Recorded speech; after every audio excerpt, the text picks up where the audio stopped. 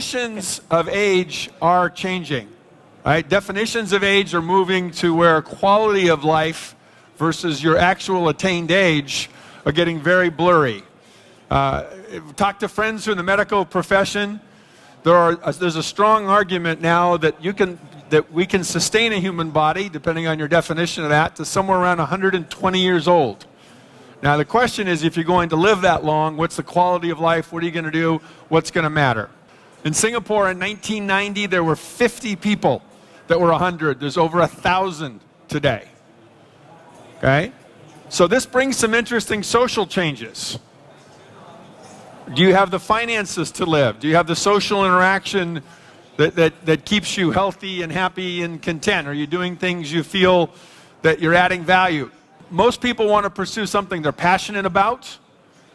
Okay, they want to start a business. They want to go back to school, get a new degree, learn a new skill.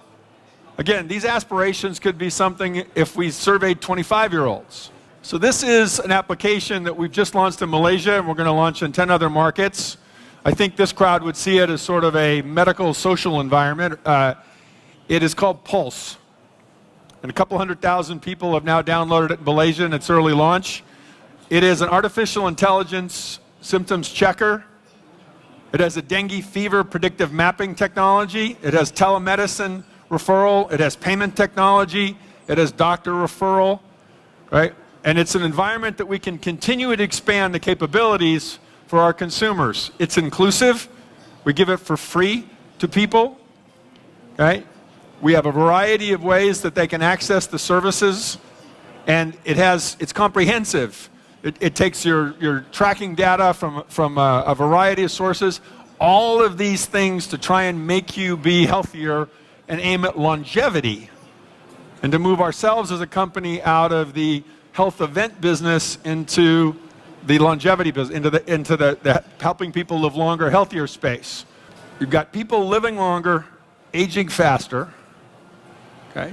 You've got medical technology on the plus side that can extend your life to a quite dramatic level. 100 is now biologically possible, 120 medically supported possible. Okay? You have 2 or 3 issues that I would suggest you want to watch. Breakthroughs in chronic illness. Okay? Probably the single most important thing that medical science can do for longevity now is a proper way to address diabetes. Okay, that can be at the cause, right? Change in behavior. That can be at the cure. That can be improvement in treatment, improvement of compliance with treatment. Any of those. Globally, that's probably the single most defining headwind. But lastly, the challenge of how we're going to pay for this population to retire and live probably 20 years longer than any actuary ever expected, all right, is a real one.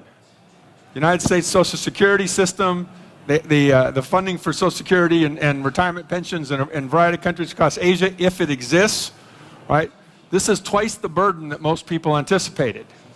So it requires a level of savings, product, engineering, design. So that could be anything from robo-advice and things that help a consumer visualize what they need to do to convince them to change that behavior earlier. All right? Or it can be innovations in how they spend and lowering costs from medical to housing to transportation. But something in that space has to give, because the current model doesn't get us to an outcome that the math works on.